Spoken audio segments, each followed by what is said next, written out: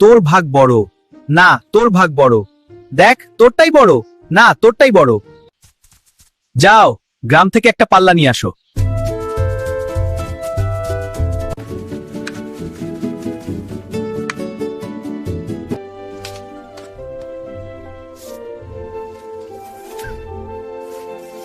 এই বাকি রুটির অংশ হলো আমার পারিশ্রমিক। আর শোন, আমার পারিশ্রমিক কিন্তু আমরা আমার নিজের লোক বলেই এত কমে মেনে নিলাম।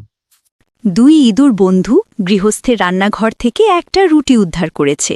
দুজন সমানভাবে ভাগের ব্যাপারে একমত হল। ভাগও করা হলো।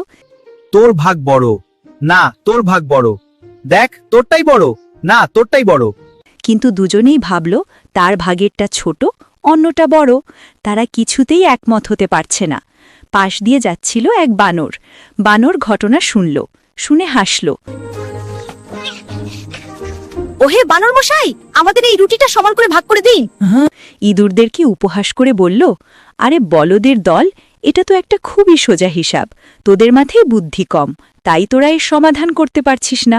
আরে বলদের দল, এত সহজ হিসাবও বুঝতে পারছিস না? ঠিক আছে, তোদের জন্য আমি ভাগ করে দিচ্ছি। এত বড় জ্ঞানীর দেখা পেয়ে ইঁদুরদ্বয় ভাবল হতে পারে।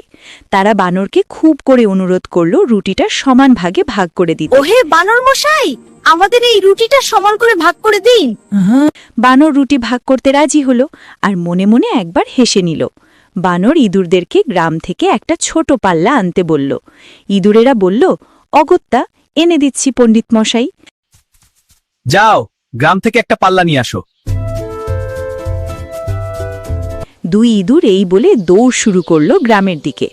দুই ইঁদুর পাল্লা এনে দিল বানরকে। বানর বসল রুটি ভাগ করতে। ও এই দিকটা ভারী হয়ে গেছে, একটু ঠিক করা দরকার। ও এই দিকটা ভারী হয়ে গেছে, একটু ঠিক করা দরকার। ও এই দিকটা ভারী হয়ে গেছে, একটু ঠিক করা দরকার। বানর দুই টুকরো রুটি পাল্লার দুই দিকে রাখে, দেখে পাল্লার একদিক ঝুলে গেছে।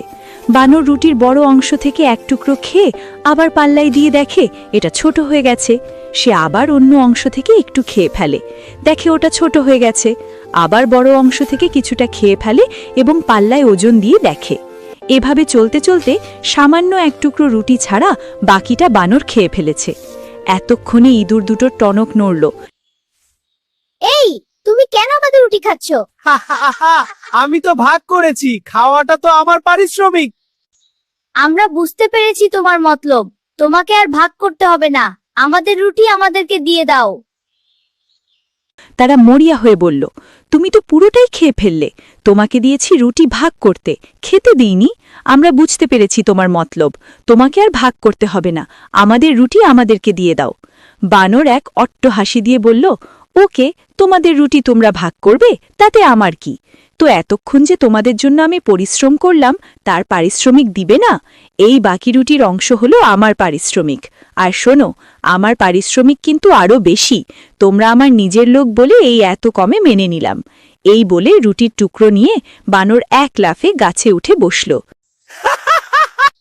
ওকে, তোমাদের রুটি তোমরা ভাগ করবে, তাতে আমার কি? তো এতক্ষণ যে তোমাদের জন্য আমি পরিশ্রম করলাম, তার পারিশ্রমিক দিবে না? এই বাকি রুটির অংশ হলো আমার পারিশ্রমিক। আর শোন, আমার পারিশ্রমিক কিন্তু আমরা আমার নিজের লোক বলেই এত কমে মেনে নিলাম। ইঁদুর দুটো তাদের অর্জিত সম্পদ হারিয়ে একজন আরেকজনের দিকে করুণ দৃষ্টিতে তাকিয়ে থাকল।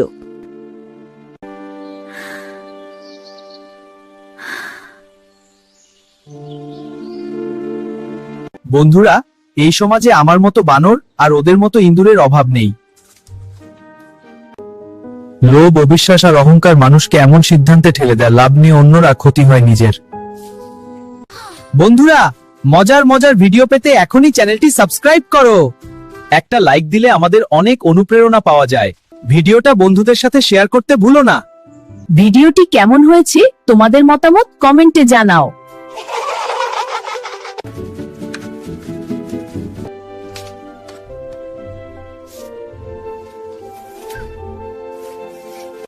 আমরা বুঝতে পেরেছি তোমার মতলব। তোমাকে আর ভাগ করতে হবে না, আমাদের রুটি আমাদেরকে দিয়ে দাও।